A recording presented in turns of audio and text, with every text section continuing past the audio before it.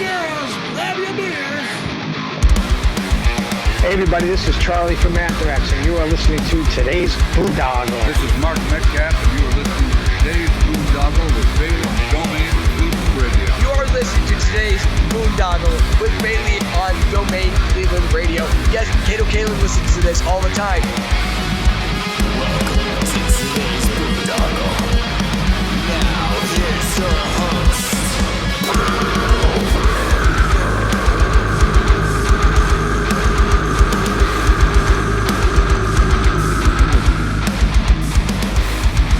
I am Monty Heath, so1 Heath, and you are listening to today's Boondoggle. Hey, what's up? It's John from Skillet, and you are listening to today's Boondoggle on Domain Cleveland Radio. Fasten your seatbelts.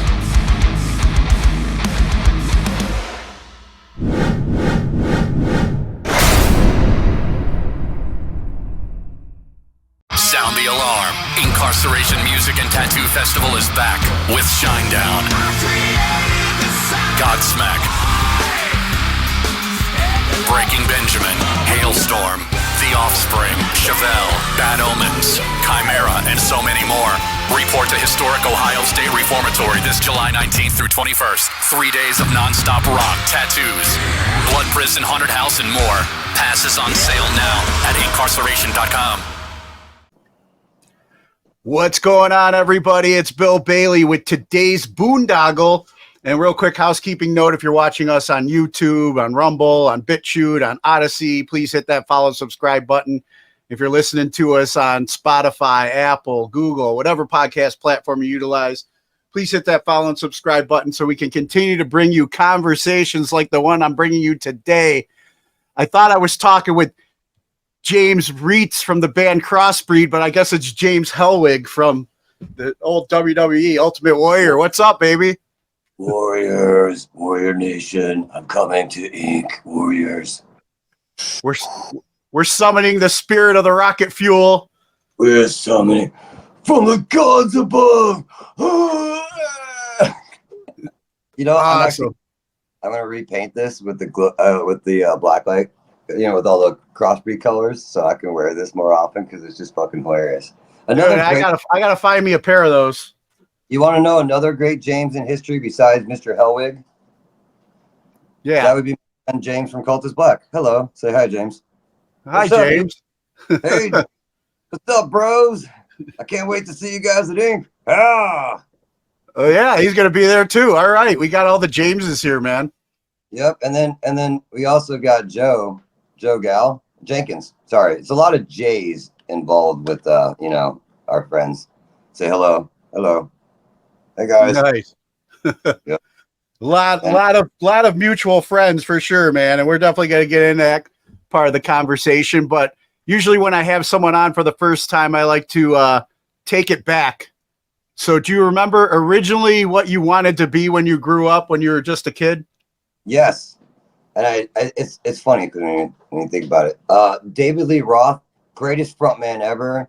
Yankee Rose video made me want to be a badass frontman, just like the greatest frontman that's ever lived, DLR. That's right. I said it.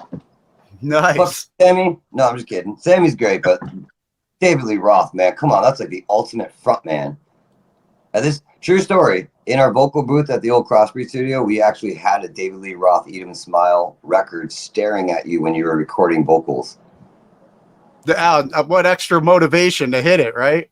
Yeah, man, it was awesome because it's the, you know, him with the face paint on and shit and the feathers and stuff. Like, can I cuss or no? I don't know. Yeah. It's an adult program. We're good. Okay, cool. Yeah, so like when I was a kid, like my sister and my brother, man, they were all into like rock shit and stuff, and I was young, you know, and in Chicago when I was a young kid, it was really crazy up there. So I just had headphones on all the time, listening to music.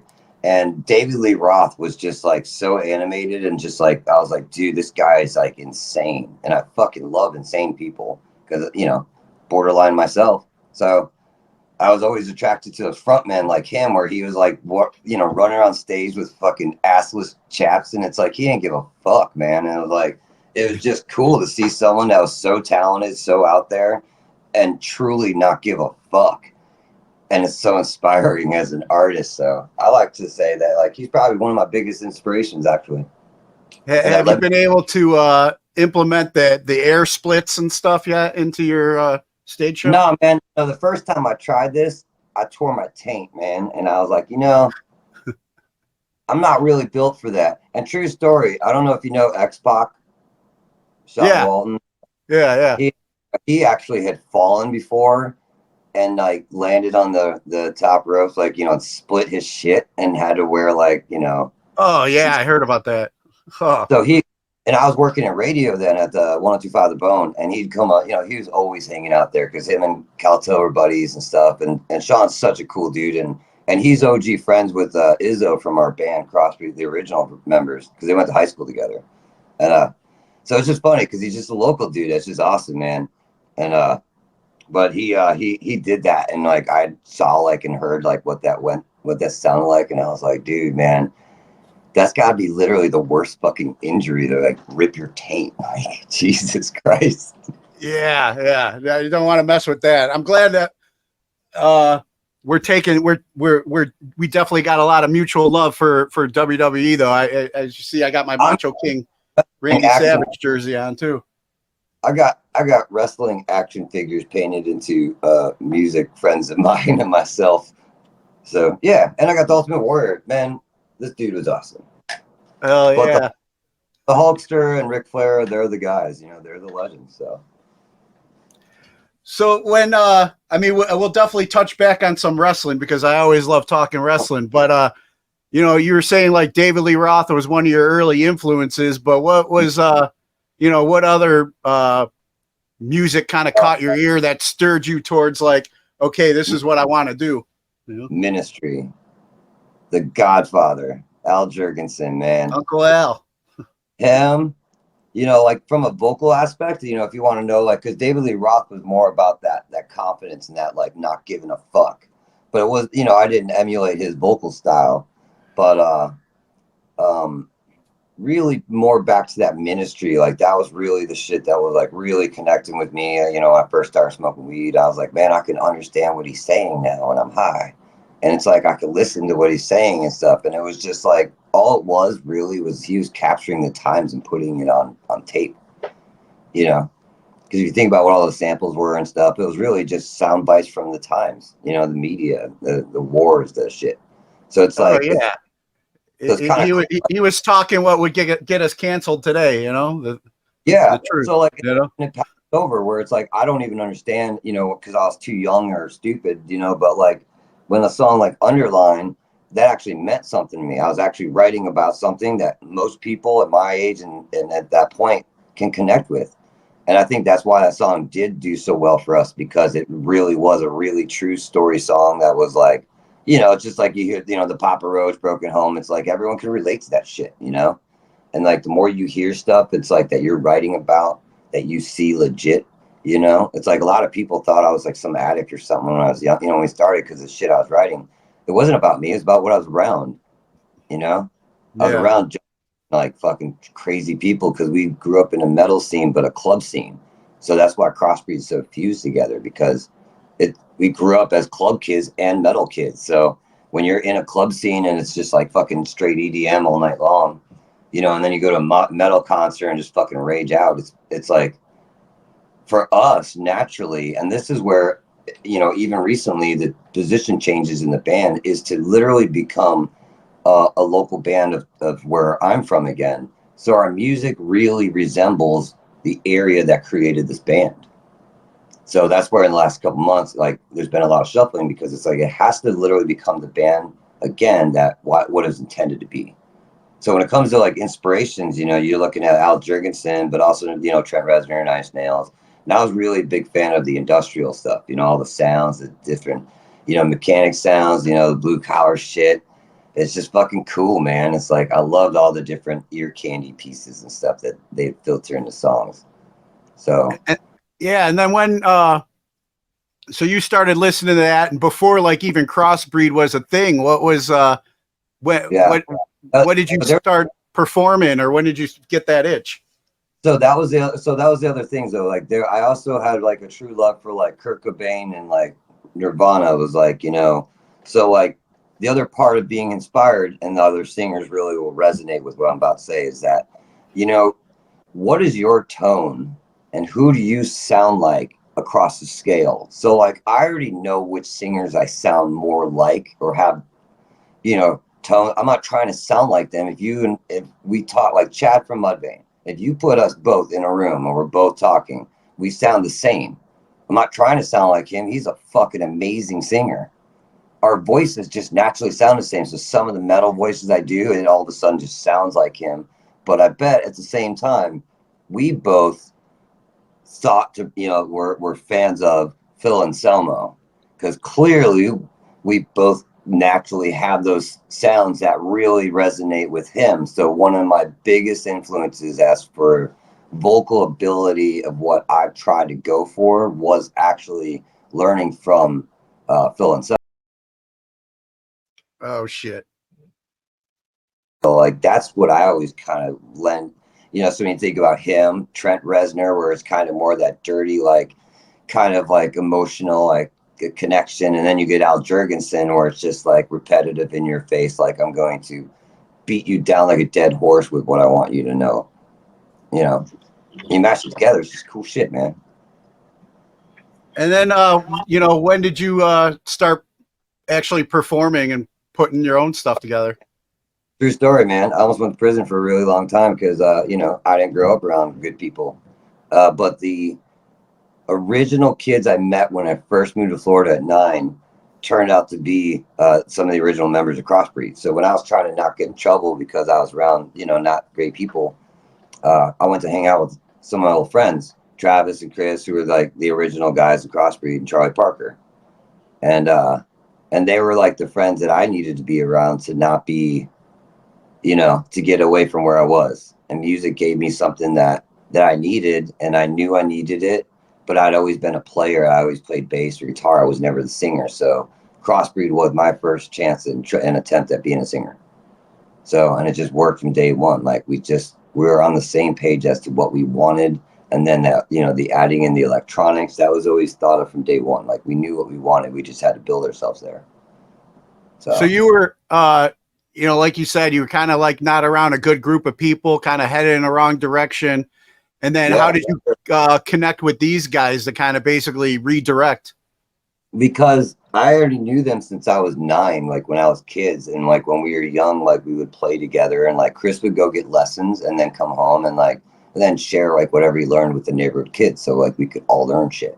So like it was cool. His mom was the band mom. So she really took care of us when we were all like, you know, a bunch of, you know, misguided kids. And then I was like the really like X Factor wild card, you know, like, is he going to stick around? Is he going to get like arrested? And so, but yeah, I had siblings that weren't, you know, were awesome, and other ones that were maybe, you know, not so great. And I try to learn from like which ones are heading in one direction, which ones are heading the other. And I try to stay in the middle, but then, you know, I got tripped up and, you know, so yeah.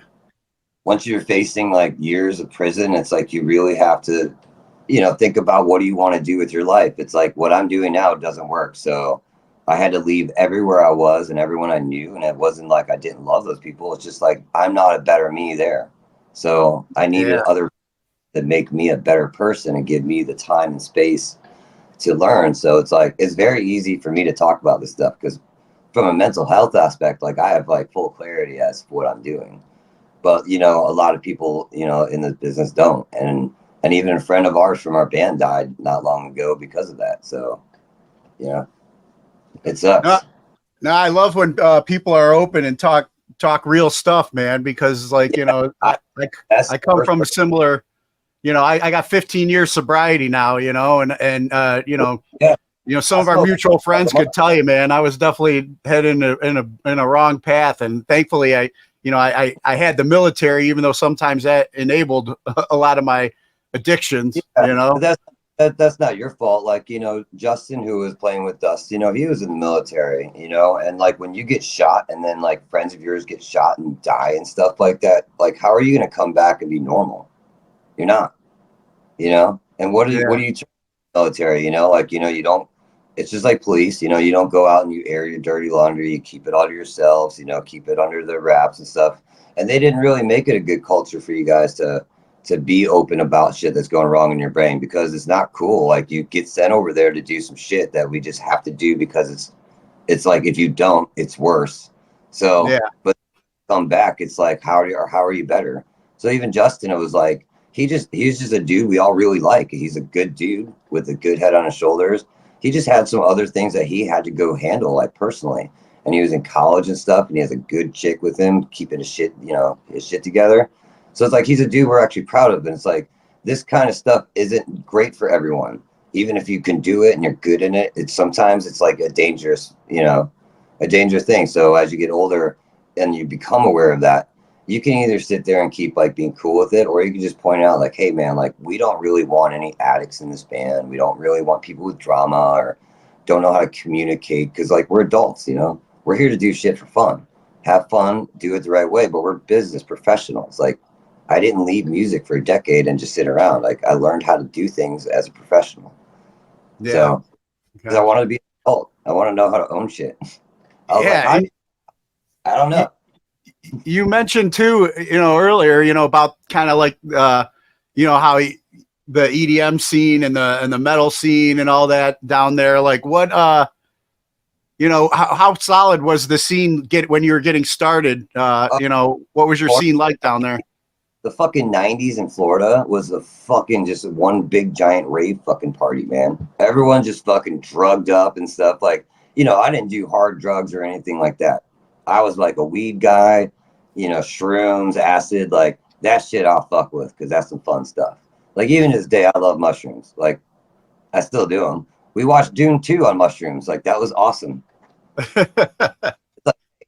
Let's watch Dune 2, but it'd be way cooler if we did it on mushrooms. So like, let's do mushrooms,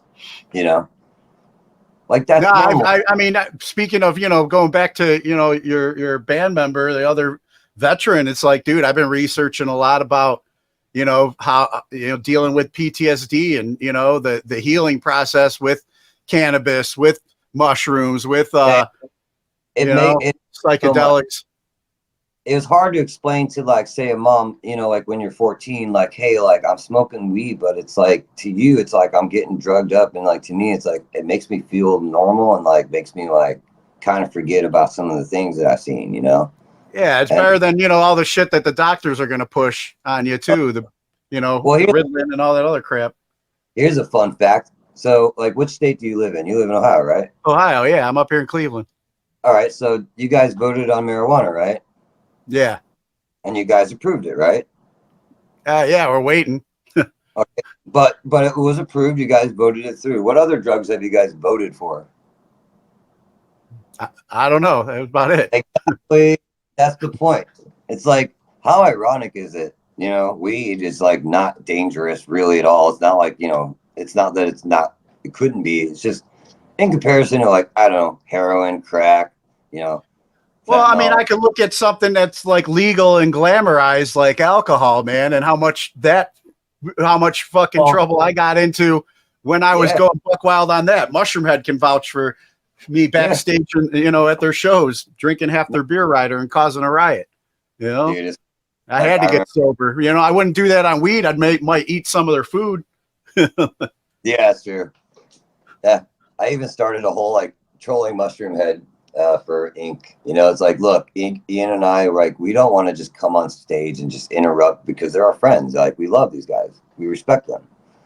But if the fans demand it and they're like, hey, let them play, like if they start chanting, like if Ian and I are side of the stage and Mushroomhead's on stage, and then like, we pick, say, a designated song that we're like, we really just want to come out there and just, just show how much we love Mushroomhead. If the fans are chanting that shit, how can they say no? Yeah. I have to run it through the boss, man. Skinny, I guess, No. I love it. And of course, I respect the hierarchy of band stuff, clearly. But he's a smart business guy. If he has a fan base right in front of him and they're like, let them play. We're not talking about doing it. Just let us bang on some drums, you know what I mean? Let's do some water drums. I have a broken hand. I still want to do it. Come on. Yeah. Nice. Just let me do one hand, okay? One hand, and then you'll have a real guy doing it, just so I look like it, because I can't do both hands right now. Like, that's gonna be a while until I can do that because I gotta get this thing like fixed when I get back. Gotcha. So, I get to go play with a broken hand. It's gonna be awesome. Getting back to Crossbreed, you get connected with these guys. They kind of redirect your life. But I mean, how did the whole band start? Oh man, it was a neighborhood band. It was Charlie, Travis, and Chris, and they were just like jamming for like a year and a half and couldn't get out of there, play a show or nothing. And then all of a sudden I come in there and I'd say about 6 weeks later, played our first show. Cause like my thought was there's no way we're going to get good sitting in this fucking room. So let's go play shows. And we went and played, but we were thrashy at first. So we could actually play with multiple genres. So we started playing with the metal bands, the punk bands, the hardcore bands. So we like accidentally fell into like if you remember Tooth and Nails bands and stuff like that, the Christian hardcore bands that were cool, they just happened to be Christian. Yeah. So there's this band, Strong Arm, coming to town, and we got booked onto it, and it was like our second show. And I think that the promoter thought we were religious, and I didn't correct them. So I came back told the band, like, we're playing a show where it's going to be some Christian bands. I think they think we're religious, and I didn't tell them we're not. But it was honestly one of the most fucking badass things I'd ever seen. And to this day, I incorporated, not just me, some of us, but like I'm the only one left, incorporated what we saw there into what we did in Crossbreed on stage ever since. Was because it's something we'd never seen before. There's something different about that Christian hardcore, genre. When those bands sing that song, like the songs with those bands that they like scream that shit like the fucking Lord is listening. And it's like the most intense thing that we'd ever seen, the way they all move, the jumping and stuff. So we really started incorporating a lot of that vibe and energy that they created into our group. So that's where we understood like, hey, the crowd is more important than what we want to do up here. We learned that from Christian hardcore bands in the St. Pete ground scene. And what that we fell into because someone thought we were religious, and we were like, we're just not going to tell them. And what was the inspiration behind the name Crossbreed? That was Charlie Parker, because to him, he's actually half Mexican. So to him, it was funny, like it's a crossbreed of bands, of different people. It was like, because Travis had like he was part Indian and white, and then Chris is all like pasty. Like I won't even call him white; he's just paste, And then I'm like a fucking white dude from up north, that got brought here as a kid and then like thrown into the hood for a while and stuff. So it's like, it all just made sense. But it was Charlie Parker who came up with the name. I'm not gonna take any credit for that. It was a very good name and no reason to ever change it. It really always represented us. So we grew up in diversity, so like we don't understand that a whole like color thing, people fighting is like stupid. Yeah, exactly. It's like, and that was the thing that I talk with a lot of people I served with. This is like, same thing. It's kind of like being in the military. We all wear the same uniform. Like you guys wear the, kind of will wear similar stuff on stage. You're like a unit on there going into, battle on stage. Basically, we don't give a shit what color the person to our left and right is or what they believe in. Bro. Yeah. No one's even seen it yet. I'm actually sharing this with you. This is like part of it. Like this part is interchangeable, so I have multiple things. Is that what we're gonna see at Ink? Yep. Nice. Yep. Tease something because you spent the time with me. I'll share some stuff with you, bro. Appreciate that, man. Yeah. So getting back to the band you guys have been around for a while, and we talked about a lot of mutual friends. When did the Cleveland connection start with you guys? Dude, that like was such a just a rare thing that happens, right? So this is the honest truth here. This is how Crossbreed and Mushroomhead like found each other. So there's a guy named Ethan. He is an agent in Florida for, I don't know what they're called now. I think it's AEG. And he used to always help, like he was a guy I met because I worked in radio for, a long time. I worked at 98 Rock in Tampa in the 90s and early 2000s. And I met him there and he's just an awesome dude. I was always at a lot of the shows he was booking. So he just started helping me out with Crossbreed. So he really helped book a lot of the shows in Florida throughout as we started expanding out of the area. So that was like one of the things that really helped, having an actual like connection from somebody like within the actual scene, right? That was professional. Like, so he calls me one day and he's like, dude, I need you to play with Mushroomhead in Orlando. I'm like, is that the band that's fighting with Slipknot? I was like, I don't want to get called. And he was like, no, you have to play the show. It's good for your career. Your fan base and theirs are like supposed to play together. He's like, you guys trust me, this will grow your fan base. He's like, it'll be good for them to have you guys there. You'll really fill this place out. He's like, trust me, it's a good business move. And he's never asked me anything like that. So I was like, fuck yeah. And I'd never met Mushroomhead, didn't know much about them. All I knew was that they were the band fighting with Slipknot. And you know, honestly, rightfully so. Let them all duke it out. I don't have any skin in the game. I don't care. You know, and the more they all fight, the more they all, you know, get more PR anyway. So, yeah. So we ended up playing, and this is gonna be hilarious, dude. So like, we get there and we agree to the show. You know, it's just us two bands. That's it. And it was fucking awesome, dude. It was a great show. It turned out to be, I think, what Waylon's second show he'd done with Mushroomhead. So it's like, you know, I'm meeting him at the first time right when he's starting. And then Rick Stitch, this is where like we all became friends. So he and I bonded immediately. And he was like, dude, I got this other band, Ventana. I'm not going to lie. I thought you guys were done. So I totally ripped you off. I stole some of your shit. And, you know, I'm sorry. But anyways, you know, it's kind of and that was like how we met. It was like, hey, just so you know, like I fucking love your band. I totally stole some shit from you, man. And, you know. So that one show led to he and I just being friends after that. And then a phone call happened. Hey, you guys want to go out and tour with us and Dope for like a summer, doing like Jägermeister Music for Freedom tour?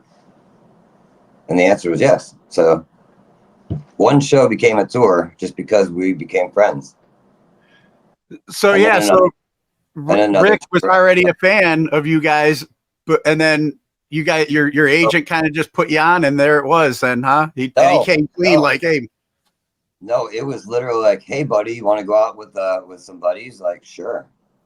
There was no agents involved. It was like, no, I mean that first show that you played with him or whatever. Oh, yeah. That guy. Yeah, he was like bugging me, like, you got to do it. It's good for your career. And I was like, cool. Like, I never asked me to do that, so I'm going to do that for you. And you knew nothing about him, but then Rick Stitch was already a fan of you guys, huh? Correct. Right. And then, so that was awesome and stuff. And then, you know, and then as the relationship went, Rick and Dan were like, hey, to make it easier for you guys, you know, and at the time we didn't have a drummer. We were just, you know, because it didn't matter sometimes, you know, you can, you know, pre-program shit and then eventually get a drummer to figure out the live shit. They're like, hey, you know, like if you guys want to tour with us and keep it easier and cheaper, you know, like just tour us 4 guys and we'll fill in the blanks for you guys so we can all just keep touring together. So that's literally how like they ended up playing in Crossbreed, was like, hey, to make it easier for you guys, like we'll play in the band, you know, and we just have some fun. And it was like, cool. So they like, do double duty or whatever the night. Yeah. Whatever. Nice. Like, kind of cool, man. It was like, you know, I had like cool people in the band again that I liked, that understood like the aesthetics and all that stuff. And clearly, because like they're the ones that actually got Ian and I to come back and do Crossbreed, Dan and Rick. So look about how fucking big, you know, how small that world is when it comes down to that one conversation. Me saying yes led to not only that friendship and tours, but then the comeback of Crossbreed was them. The same guys that, just because that guy asked me to do something. Yeah, that's awesome. And now, you know, kept that relationship all these years later. And, you know, with that Cleveland connection, we were talking earlier about Johnny Sustar. You know, you get connected with him. He does some work with you guys as well. Yeah, he was in Ventana before, so that's how I knew him, was that like we did shows back in the old days together when Ventana was first starting out too. You know, so like they had just been out, you know, and then we met and then we started playing together because we were doing these so we would go out with Mushroomhead, and then like after that, like we would like stay out and play a few more shows, but just with Ventana. So it was just fun stuff. We were just having fun with our friends, and it was kind of cool because like sometimes this business can really like fuck your band up really bad, and and you get, you know, and it's just like every time a member wants to leave, now you have to stop to replace that instead of moving forward. So it's like at some point you can't really have a piece together band if you want to grow your brand in a stronger way. And that's where like the way that the band and bands should fucking listen to this stuff, because I'm not like, I left and became a marketer professionally, and now I come back, Ian as well, come back, and we're implementing the stuff we learn in business. So we understand the game from the record label side now. And now we're just trying to marry the bridges. So instead of doing it the way we've been doing the last 3 years, that can't happen anymore. It has to be a real band right here in St. Pete, or, you know, Tampa Bay with me, because then the music can come faster.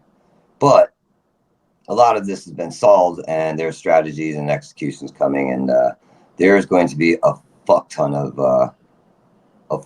content coming out of our team. So at the end of this year, we will be armed to the teeth with so much brand new shit for next year. I don't know why a record label would not want to sign us, because we're not building our band, we're building brands. And all of us, same bands, same people, building multiple bands that have different verticals. None of them are the same. They're all different, and they all can connect together. So, and like you were saying, you know, that you know, that relationship with Johnny, you guys, you know, he contributed to your song No Fucks Given. Yeah, separately, not from us, you know, just these are all, so it's kind of crazy, like Crossbreed in Cleveland, like just became like, you know, family. Like we're not from Cleveland, but you know, we're like the adopted Florida kids, you know? Yeah, exactly. Well, it's funny too, because I'm from Cleveland and I got family down in Tampa, you know, so it's like, you know, I can clear the air. Cleveland and Tampa Bay are the same places. The only thing that changes our mindset is the fact that you guys choose to freeze your asses off all year or half the year, and that we choose not to. But yeah, you guys got way better weather for sure. Our sacrifices, our summer times are fucking brutal. And, you know, 100, 110 degrees, you know, that's what we look at now in the summertime. But when it comes wintertime, y'all freezing your asses off, we're like paddleboarding and shit and fishing. Yeah, exactly. I'm sure it's much better for mental health up there than it is the gray overcast we got here. Eric Cass is always like, I know you're from Florida. I know you're from Florida. You always tell him, like, yeah, man, I'm proud of where I'm from, bro. Like, you know, all year round, I get to do all the fun nature shit I want, and I don't have snow at all to fuck my world up. Exactly. But we do have very wicked thunderstorms and, you know, those occasional hurricanes. Which Tampa Bay throws fucking hurricane parties. Like the bars, a lot of them don't close down. They flip to hurricane party. I'm not even kidding. You know, like Florida's crazy, man. Yeah, for sure. We love it. This is our home, man. You guys, you know, that relationship then, you know, with Rick has stayed over the years with Johnny, and you know, now you got to be kind of a part of their latest venture, filming your latest music video up here at Nightmare Cleveland. Full circle, Nightmare Cleveland. So during the off season, we were able to get access in there to, you know, because that place already looks cool, and then you show up in character, we look cool, so then it's like a movie set. Yeah. So it was kind of, you know, add in some of the liquids and stuff to make it, you know, our glowing elements, you know, compliments of Ian Hall and Tamara. Ian went crazy trying to figure out how to make all this stuff and make it to where it's non-toxic, so we can, we can ingest it if we had to on accident. You know, if we put it in our mouths and we drank some, we're not going to die. Nice. So we had to concoct for future plans, because we have other plans that we can't really talk about. But because you don't want to give it up, because other bands will be like, "That's a great idea." It's like, fuck no, I don't want you knowing about these things. So no, I got you. But it's cool that relationship has come full circle now that Rick has gotten out of Mushroomhead. He's pursuing his other, you know, goals and what he enjoys with the horror, haunted and makeup stuff, you know. Yep, and he's got friends down here that anytime he needs help with any of his professional stuff or anything he's doing, like, we're always here to help him. That's our fucking family. I love that dude. But here's the thing, that video, so if anyone doesn't know that is watching, our video, The Killer Inside, new single available on Spotify, John Sustar is the guy in the mask. Okay, that's Johnny in there, huh? Nice. Did you know that? No, I didn't. Yeah, that's John Sustar. He's the guy who gets shot at the end. He's the guy fucking just, dismembering us, and then my wife is the other person in the red. Okay, with the dread type. Yep. Okay. Yep. Nice. Yeah. He was also in the old group that we had, Shootang. So like, we've been doing all of our own stuff for a while now. It's fun. It's way cooler that way. What was that whole? I mean, from with everybody being based in Florida, obviously, had to travel up here for that. But what was, how did the logistics and all that work out for you guys? I mean, obviously, it was worth it what you had in like a studio in the background, I guess. I mean, from the video aspect, it was pretty easy because like all we had to do is show up with outfits and be ready to shoot because the entire place is like a movie set. So, like that whole set was already set up like that, except for all the glowing light, fluids and stuff. We had but at a haunted house, you got to imagine they have every single thing you possibly need. So it's like, oh, we just need this kind of container. Just walk over here. There's like 50 different ones to choose from. So, and then I believe most of the things that we added into the haunt still exist in those rooms today because it looked fucking awesome. They never undid it. So nice. The one thing that I wanted to do was to like do a Crossbreed day there, so like we could all dress up as the Killer Inside character and go fuck with people, like all just have fun. Yeah, I like how they're expanding with that thing, so it's not just Halloween season when they try and do like the laser tag and all that. They can keep things going all year round. Here's the other part. Here, check it out. So I got this piece too. So now when you get close, you can see my teeth. You can see my teeth and stuff up there. Ah. But I flip it over to show you how it does that? Hell no. I ain't sharing no trade secrets. But although Florida was pretty lenient, if you come up to Cleveland for another pandemic, you already got your own mask to wear out to grocery store now, right? No, I had a mask last time and I still got COVID. So like, I don't know. Like, I feel like I know like the science is a little off. I don't know. Me too. I feel like there's genuine love between Cleveland and I, but I don't know why it always tries to kill me. Because like the other thing is like, so I got COVID both times I played there. I've had COVID 3 times, right? 2 of the times, thank you, Cleveland. I love you too. But the Killer Inside video, this can clear some air up. You're the first media outlet I'm actually explaining this to, is that Crossbreed shot that video over a year ago. And all that was supposed to be out a long time ago. And all of a sudden there was a delay that really kicked it off, like held us back for over a year. So I kind of got that because when I was watching the No Fucks Given video, you guys, the end, fine. We were on pace fine, but then you're like, hey, we will return in this, and I was like, wait a minute, there's kind of a gap. So the gap was that I got really sick in a way that like I had to stop doing what I was doing to get better. So what happened was, and I didn't know when we were shooting that video, was that we had a tree in our backyard that I was allergic to, and we cut it down and shit. And we let it sit in the side yard. And then my wife was like, we got to get rid of it. So we were like, let's just start burning it because we can burn whatever fuck we want here. We got a fire pit. So we burned it for, 2 days. And I guess smoking weed doesn't always help connect every dot. We never considered like what would happen if we burned a tree I was allergic to and then sat there and inhaled it for 2 days. Yeah. So, yeah, it's called allergic reaction that is very rare. And I got to be a very lucky person to have some kind of thing happen to me that is very rare. Yay. But, it wasn't Cleveland's fault. Yeah, well, thankfully you pulled through that because, I mean, I don't know if you got any like long-lasting after effects from it because like the burn pits over in the Middle East, man, I'm still paying for that shit. Yeah, my lungs. It's hard to explain, but it's like, It's like I'm not better, but I got it under control where I can like function and move again and do things where, you know, I got back to thinking right, where I wasn't being able to think and be creative and the way that needed to be to finish this song the way it should have been done. And that the video was done, but the song wasn't done because we were like, we got the song almost done, chorus, this, that, and then all this happened. And it was like, I didn't know what to do. And it was like a real moment where it's like, shit, you know? Like, I really should have listened to people and not go there, you know? And I feel like it's funny as I'm explaining that to you, I'm like, hey, and I'm about to go do some other shit, you know, in the next couple of weeks that a doctors are like, you shouldn't do that. I'm like, fuck you, I'm totally going to play. Fix my hand. So yeah, I don't make decisions sometimes, but I make selfish ones for art. Yeah, the show must go on, as they say, right?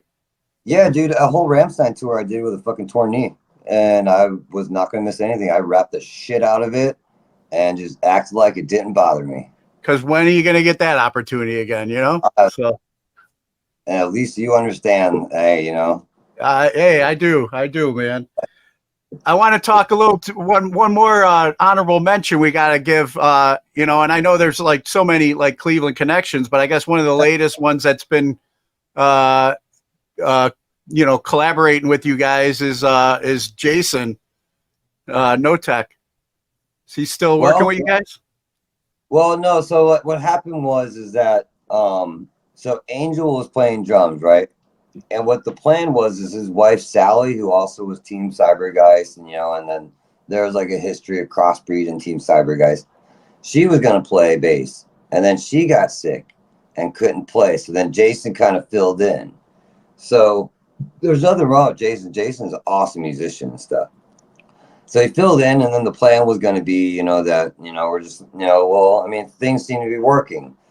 But the reality is that going into this summer is that the band is not actually doing itself any justice, not fixing the solution that has to be done, which is that this band needs local people here because there's a lot more to do than just showing up to play. Yeah. And so I didn't want to do that kind of band anymore. And so it didn't make sense to have someone that's awesome as fuck. His wife is a longtime friend of ours that actually is from here. She's a St. Pete person that we all grew up with. So like there's genuine love there, but he lives in Cleveland. And I need people that can go to a practice place at my house, you know, right down the street from my house, like every week, all the time, and not have to pay, you know, hundreds and thousands of dollars just to practice. It's insane. So, yeah. So it's like tough decisions, but like it's to save money because like you can't keep doing it this way. It doesn't make fucking sense. If you're a business, this is a broken model. So no one else is trying to fix it. It's for me to fix. So I have to make hard decisions and make things right. So, you know, whatever that means is what it meant, but the band has to be here. So that doesn't mean everyone, but the core, the drummer, the guitar player, and the singer have to live here so we can work on shit. I want to grow the show. I want to build things. I can't do everything by myself. I can't be a Florida band if I'm the one who live here. Like Angel lives here, but Angel lives like 3 hours south of me in Northport where no one lives. So that's his choice, you know, just like you guys who live in, you know, the frozen tundra. And the only people crazier than all of us is like those UP people. Yeah. Well, I'm ready to get out here myself. Both of my girls are growing up and in college, so I don't know what's people, man. I'm telling you, man, they got the good life, man. No one's paying attention, and all they're doing is growing drugs and bringing them to Florida to sell. All true story, just so you know. Hold on, I came out here just so I can do something, and then I didn't even bring what I came out here to do. So, gotcha. Yeah. All the Cleveland people, though, man, like clearly it's like it's ironic how all of that happened just because one guy called me and said, hey, you have to do this show because it's good for your career. And here we are in 2024. And that was back in like 2004 or 5 or something. Yeah. So we were like fucking years later. Still, Rick is coming out on stage with us at Ink. Dan Fox is playing all the shows with us. And yeah, it's just ironic that after all these years, we're still friends. We're still helping each other. I mean, Dan Fox, Jesus Christ, that dude went on to like do amazing fucking things. Like this dude went from like the cool fucking talented kid that was on the tour of Mushroomhead when we first met him to like, you know, you're watching videos of him with Marilyn Manson like overseas, and you're just like, holy fuck. Yeah, dude. I've known him. I mean, Lil Dan was his nickname, and I've known him since he was Lil Dan. And like one of his first bands I booked on a show here, and I can't be prouder of that kid, man. You know, just knowing his background and everything, you know, and just sticking to his, you know, having the love and support of his grandma and just pursuing his dreams, man, and making it happen, man. Really know him. Proud of that kid. Grandma. So that's pretty cool, man. Yeah, man. It's like, and you know, it's like when you're friends, it's kind of like, you know, you want to be sitting there and say that stuff, you know, it's like, sometimes it's embarrassing. You don't really want people to keep piling that on, but like, it is cool, man. Like, and I mean that, like, look at Angel Bartolotta, you know, we're brothers. We're not always going to get along. Sorry. But like, what did he do with his talent? He opened a fucking music school to teach kids how to do this stuff and share all of his experiences, you know, with them. And every time people like us do that with the next generation, you can help them actually skip steps, you know, save them time. I will say that some of the recent generations, you know, they don't want to listen, but at the same time, when I was young, I didn't want to listen either. So I can't say they're wrong, but it is different times. And it's like, that's always a thing, time over time. But the technology thing that happened on our generation is not like one of any other time before.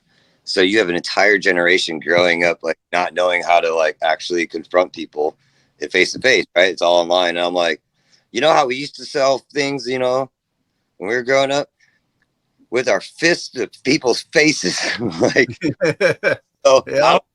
People like want to troll people online, which I do all the time, honestly. But it's like, you know, like you guys need to understand, like the way our generation solves problems is we just like punch each other. So you should probably learn a little respect. Yeah, and you learn about the hustle, man. It's like you can't just put out a Facebook invite and expect all those people that said yes to really show up, man. You got to get out there and flyer and promote the shit out of your brand. Mm-hmm. You know? No, I mean, you don't live in those towns, you know, hard, but like pay for ads. Share something that you are, you know, like, so for Crossbreed, like we have a show coming up tomorrow in Orlando. And there's a video that's running that's saying, you know, come to Orlando, see us. But in that video, immediately you see the sparks. You see like the things that we're trying to tell you. This is what you're going to see. This kind of excitement. This is what we're selling. We're not selling my face or this guy's face. No. Come to this place. It's going to be dope. We're going to fucking light this bitch up with our grinders and shit. And this place will let us because we're in Florida. Florida don't give a fuck. They used to let us blow fire, man. So you were talking a little bit too about, you know, Rick and Dan's going to be playing with you guys at Inkcarceration, but let's talk more about Inkcarceration. You guys, is this one of your first Danny Wimmer festivals? It is, okay. Hard because Rockville is one, there's two, and I live in Florida, and I'm like, you know, like I'm here, but I'm like, Inkcarceration it is, you know, and it's like, who would not want to play fucking Inkcarceration? You know, some people are like, oh, you know, like you guys got a really early spot. It's like, it's better than the ones that the other bands don't have.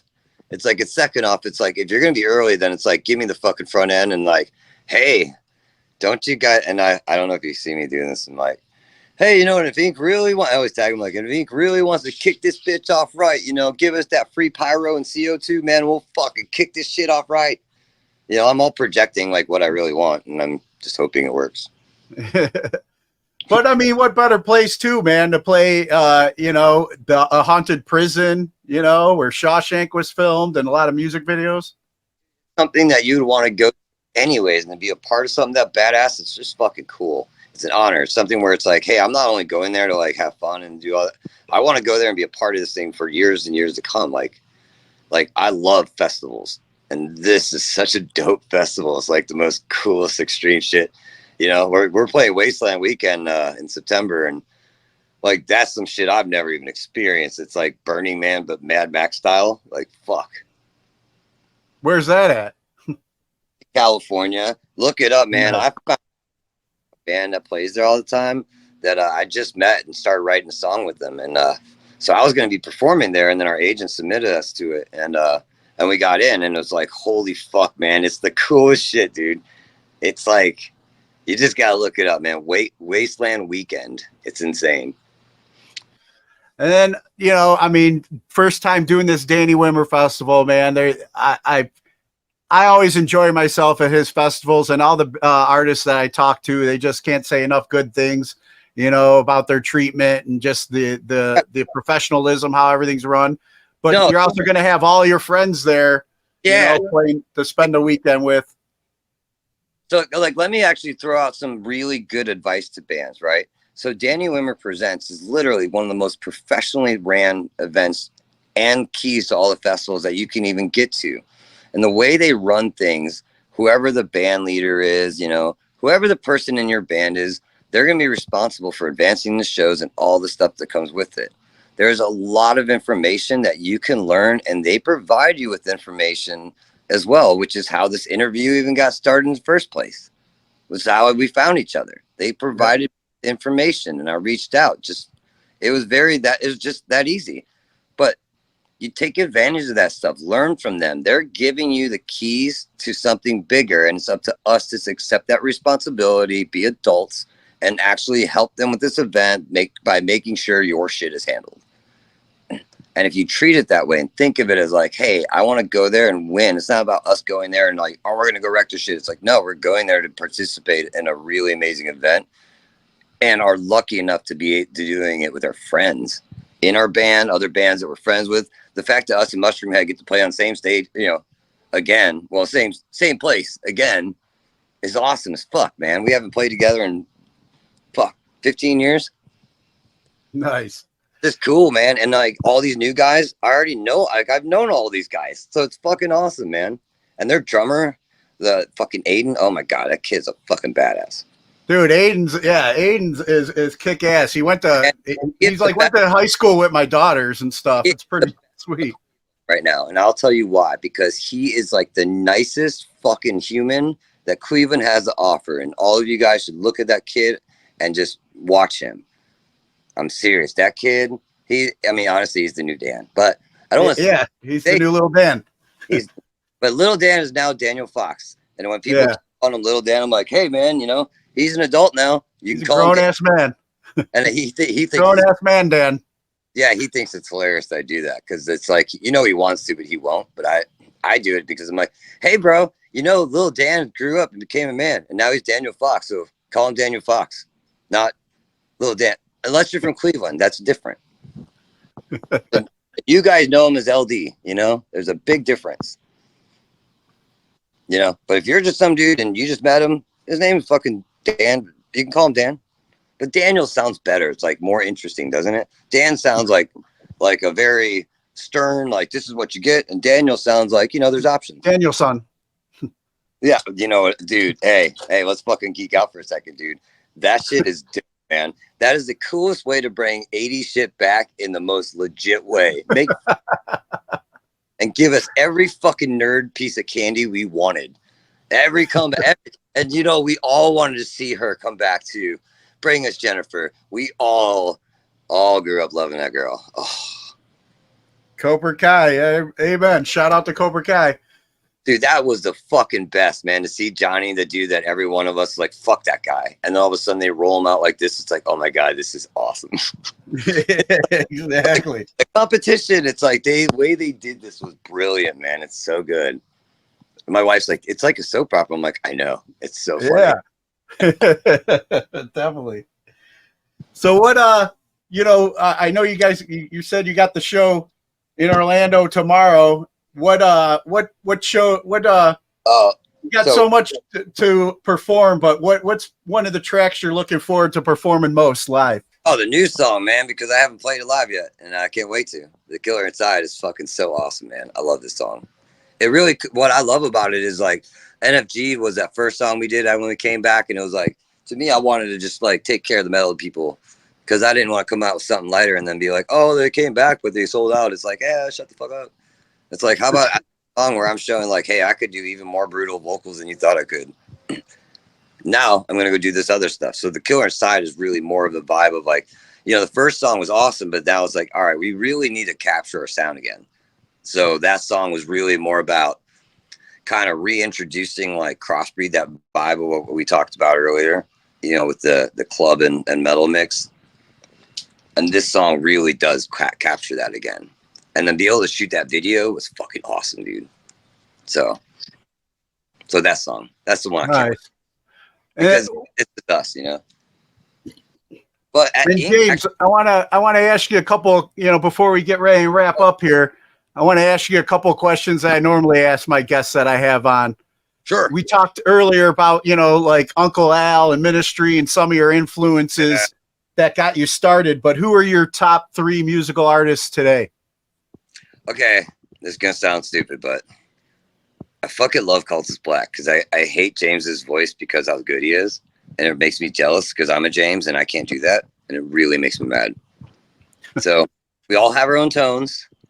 But yeah, I really like that. So, you know, it's a really good question though. So like I'll tell you a secret hero that every couple of years comes out with something and it's always dope and fresh. And it's like most people may catch it or not, is Cell Dweller. And everything Clayton does is so fucking cool. And I hate him because he's also super talented. And I just wish I had a little bit more of his talent, you know, and his hair. I hate his hair because it's so good and mine's not. But yeah, I don't know really, man. I think that I've been listening to a lot of the old shit, man. Like what I did was I went back into like where I started from and then I kind of went full circle. You know, some of like even like a decade ago, like Foreign Beggars from overseas, like they were kind of a cool, dope group that just had cool like tracks and shit. The way the vibes of their songs were fucking cool. So Lil Big, it's pretty hilarious. I like funny shit, dude. So, but yeah. And then we were talking a little bit about you know, like the new generation, you know, and the new kids and what they can learn. What was that one band's name? The one that came out looking theatrical, sound like Korn, and everyone gave them shit. Like, what was that band's name? Because like Sleep Token's coming out looking all dope and shit, but they're kind of like a pop group, and it's like, hey man, you know, it's like, I mean, I like to see what they're all about live. That's something I'm kind of interested to see. The Who, actually, yeah, I got artists. The Who, the HU, whatever, you know, the fucking like Viking, like the Mongolian dudes. Yeah, dude, that's cool, man. But I'd say like my favorite artist right now that I can't stop fucking looking up online and just can't get enough of it. You're gonna be so mad. Corey Feldman. It's just hilarious. You know, he dropped a new video, man. Oh my god. You know, like David Lee Roth, another amazing frontman, right? it's like such a train wreck. You just can't stop watching it. I love it. It's like I can't wait for him to freak out at another festival and start again. Like the fact that he made his band like, no, like can we all start at the same time? Start again. And then the fact that they make, you know, that he makes them like chant and like, you know, that like, you know, to get the crowd to call him out, you know, that he's the comeback king, you know, he's the, you know, come on, let's get Corey out, guys. He's the comeback. And then he comes out and does the whole like backwards, you know. Woo! It's like, I don't know, man. It's like I wish I was doing Shootang like right now, our anti-band group, because like, God, I feel like we really belong with Corey Feldman, you know, just doing some stuff. Because I don't know if he knows he's funny, but I do, and I really can harness that. I know Limp Bizkit, Fred Durst is a genius, so he's like, fuck yeah, I'm taking this kid on the road. Oh yeah. Dude, he's genius, man. He's like, he already knows how to troll everyone, but now he's like, I'm going to bring out this kid, and he is going to do so much crazy viral shit, man. It's just going to be hilarious. And it's going to be so much fun, man. And I'm going to see them in August, I think. Nice. I can't wait, dude. It's going to be so funny. And then back to, you know, like we were talking about with this new generation, what class do you feel should be mandatory before graduating high school today? Finances. So people understand money so they don't have to be poor for so long. It's not as hard as we all thought. You just have to find people that actually, you know, So like if you lived in say, HUD housing before, I lived in HUD housing before. I didn't learn a fucking goddamn thing about money at all until like later in life. So if you learn about money above all, that's so much more important for your life than anything else you're going to learn about fucking like our fake ass history that we don't really want to talk about, which we totally should talk about. It's like, and from like a political standpoint, I don't really get involved. I'm nonpartisan. I don't think that shit should be involved in the stage at all. People are not paying to hear your political shit. They're hearing to see, they're paying to hear you play your songs and have a good time. Like, look at the people in front of you.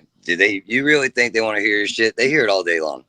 Yeah, we're trying to escape that bullshit. Her Story was a show that I fucking loved. And then during that 2016 Anger Fest of everyone, it was like that show actually wrote that into it. And it was like, it pissed me off because it was like your show, I couldn't wait for to escape all of this.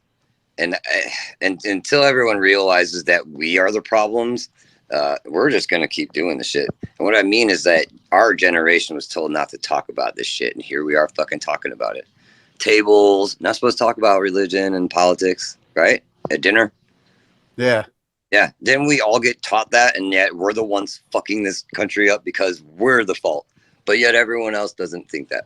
So it's like, I'm not really political. Never been, nonpartisan. Give me your best. But until like people in our country actually want to just sit down and realize we're the problem, these assholes are going to keep lying to us and doing whatever the fuck they want. These politicians on both sides are just ridiculous. And the media, they don't give a fuck. Yeah, as long as we're distracted and fighting each other, we can't see what the common enemy is. Hey, man, enragement creates engagement, right? Yep. I remember in the old days of radio, it used to be tits equals hits, but now it's enragement creates engagement. So who knows media? Yeah. Propaganda. I used to make clickbait, man. I loved it, man. I'm like, oh, look at this juicy clickbait, man. People are gonna click on this shit. So like when you make clickbait, it's like you really understand a lot of the shit. So, but it is fun to make stuff and watch the numbers. Like, man, look how many people are clicking on that shit because I made them. It's funny. And then who are 3 people who've inspired you and you can credit for making you the person you are today? Oh man, Bill Coyne, number 1. I don't know if you know who Bill Coyne is. No. He is the unofficial 5th member of KISS. He was their manager and stuff from Casablanca Records and all that from the beginning. He was our band manager for 8 years and like my band dad. So like he taught me more about the music business than anyone else because before he passed away, it was thought to make me a manager because I could think like him and train me to, but I have the credibility he didn't have by being an artist. So I actually jumped over a hurdle that he couldn't get over. And like, he was gay and he didn't have kids and I didn't have a dad. So it was really kind of a really good marriage. Like he invested a lot of time in me. So he was very awesome. The other person, Mike Olivero, radio legend here, marketing genius. He was a dude that gave me an opportunity when I was young because he knew I was part of the underground and I was really in the scene and could help him. And then he could help me. So he put Crossbreed on the bigger shit, hooking me up.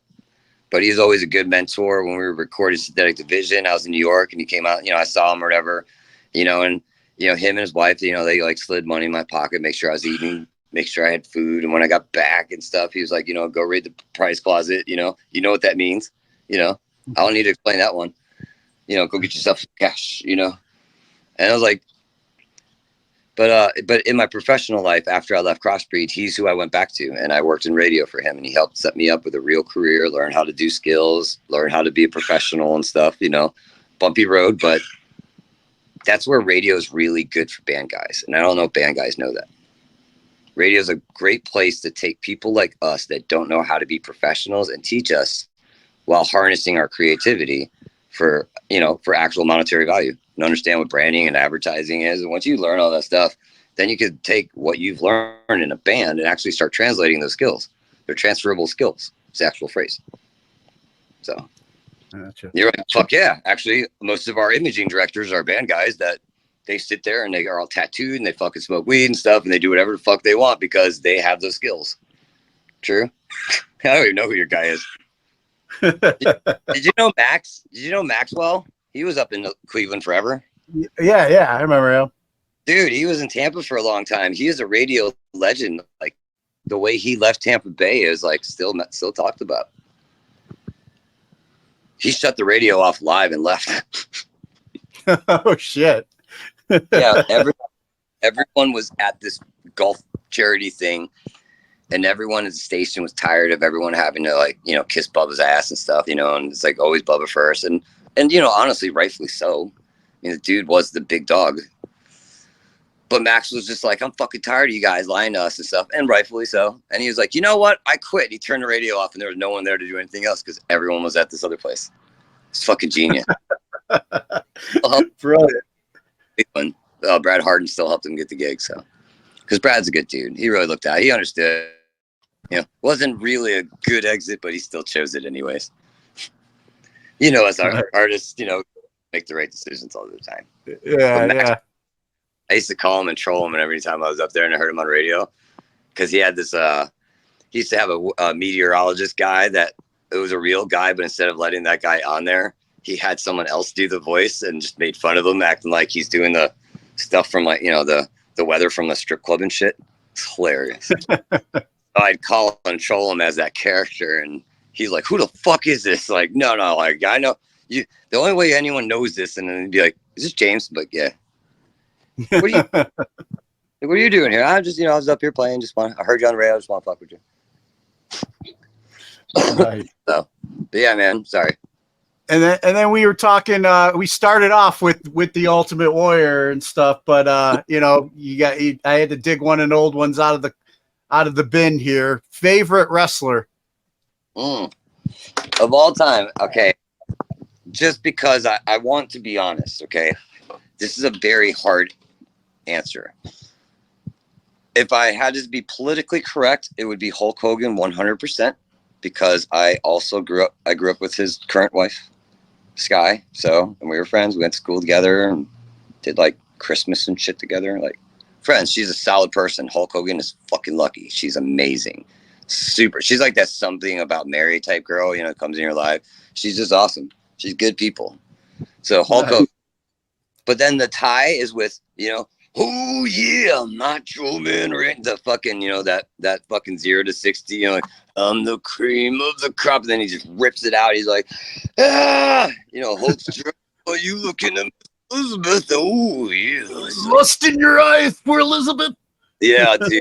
Like, oh god, it was so good. Like wrestling was so good then, man. The mega powers exploded, man. Oh dude, I was like, how no, this is like, it's like, how are you ripping our hearts apart, Vince McMahon? We didn't even know.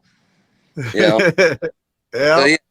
So then, you know, then Ultimate Warrior, clearly. But Ric Flair, you know, it's like, it's hard to like not have him there too. So it's like you're stuck with the 4 horsemen of awesome. Yeah, you got the Mount Rushmore there. Yeah, but pretty much. In my mind, I will not bend, and I will not be a fucking pussy. I am going to say who is the greatest tag team champions of ever, and you know, and I'm not going to apologize for it. Are you ready? Yeah. Demolition. I fucking said it. Demolition. Yeah. Here comes the axe, and here come the smash. They were metal, man. Walking disaster, pain and destruction, all of the time. I think Crossbreed needs to cover that. Dude, when I was a kid, man, I used to have those fucking tape recorders. Remember, you hit the 2 buttons for the record, and I fucking record all the intros for wrestling and stuff, so I could have them play when my wrestling characters were coming down to the fucking act. Yeah, to the ring. I was actually part of the old school WWF fan club, and they mailed me the tapes, the cassette tapes with the entrance music. Dude, you know? And that shit would be awesome. And I live in Tampa, so like, you know how many wrestlers actually live here? It's insane. Like Chris Jericho was doing like a fire sale when he was moving houses, and I guess he had like all this Chris Jericho shit, so it was like advertised and promoted on local TV, like Chris Jericho's having a garage sale. Everybody it's got all this Chris Jericho swag if you want to purchase it. And I was like, and to him, he's like, I'm just trying to get rid of this shit in my fucking house, man. Tired of having it. So that's cool that like all the wrestlers and shit live around here. You know, John Cena lives down here and stuff. You know, You actually can see him? I do, dude. When I wear my warrior glasses, that's how I can see. I don't even like the Paul brothers, but it was fucking hilarious when he walked in, and the one brother just walked right past him, and he was like, "What's going on?" He's like, he couldn't see you, and then I was like, oh. It was really funny. Yeah, they're from up they're here. Hilarious. I think the boxing thing is so overhyped, and it's just like, I know you guys want to. It's like, this is such a great PR machine. I get it, but like, if I'm being honest, I believe personally, and it's not me just having old hope. It's like, if I'm just being honest, I think Mike Tyson would destroy you in like no time, like in probably 2 seconds.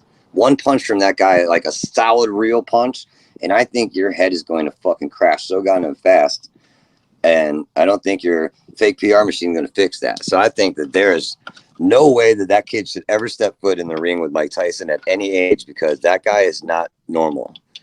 And when he gets in training mode, that guy is like a fucking animal. Like, he bit a fucking dude's ear off. Yeah. I mean, you want to get in there, YouTube guy? I get it, man. If we fought, you'd whoop my ass. But like, that's Mike Tyson, bro. Like, that guy at 50 something years old looks like a fucking machine. Like, that dude's gonna rip you apart, man. I don't even know why you'd want to do this besides money, and I get that part. It's the biggest payday. Yeah. And then any message that you have for our military members currently serving overseas? Man, just try to stay alive and get home, man. And you know, we all know that it's not, you know, they're all sent there with blind instructions, be loyal to America. And like, people should never fucking shame any of those people when they come back, or treat them any differently and stuff. And be a little bit more understanding that sometimes, like, a lot of the military people, they have a different view because they have gone to these other countries and they've seen what that shit's like. So it's like, you know, forget the fucking politics. Just be a real American and give a fuck about our fellow Americans and help them. Because like I said earlier, military and police, they don't really know how to talk about like what's going on in their head. And sometimes they make the bad decisions. And what does that usually lead to? A fucking bullet. So maybe I think people should just be like there for each other a little bit more, you know, especially when it comes to the military people. So the ones overseas, just keep your shit together, and people here, keep your shit together. Yeah. You know, and give a. So. Thanks, James. James, dude, it's been good talking with you, man. I'm glad we were able to make this happen. For any of the fans out there that are new to hearing about Crossbreed and want to follow you guys and support and check it out, where'd you send them? Well, first, I just want a last minute, you know, my friends Ventana, look at the shirt. Still holding up, man. Still holding up. Yeah, I didn't even ask. Like, I was at their apartment and they weren't watching. And I was like, oh, I don't have one of these shirts. And I'm like, is that a large? And then swipe, it's mine. So yeah. Official.com, and you can go see everything about Crossbreed. It's a very simple website, not trying to do anything crazy. Otherwise, just stick around with social sites, primarily Facebook, Instagram.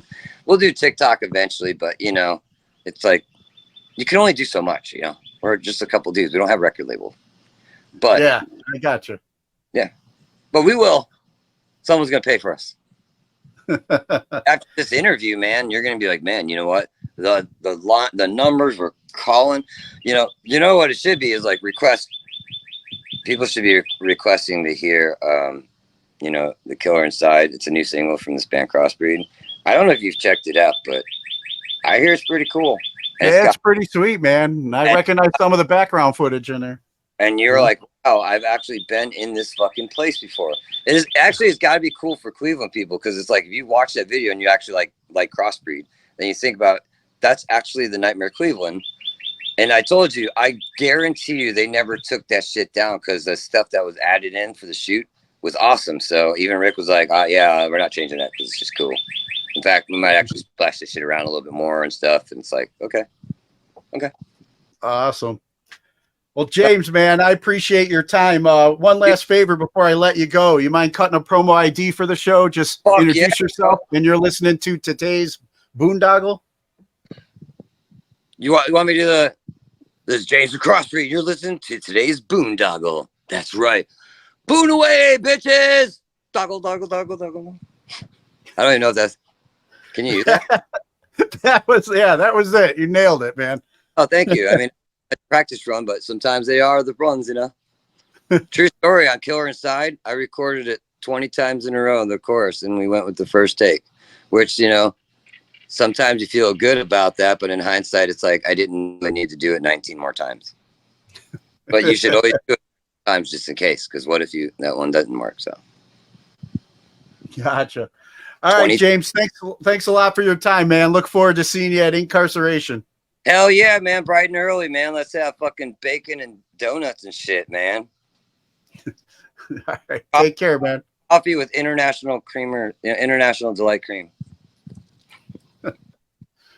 Awesome. Take care, buddy. You too, buddy. Have a good one, man. See you soon. The loudest weekend of the year is back. Louder Than Life in Louisville, Kentucky. With Slayer, Slipknot, Motley Crue, Korn, Judas Priest, Disturbed, Five Finger Death Punch, Breaking Benjamin, Evanescence, Falling in Reverse, The Offspring, and so many more. September 26th through 29th in Louisville, Kentucky. Passes on sale now at louderthanlifefestival.com.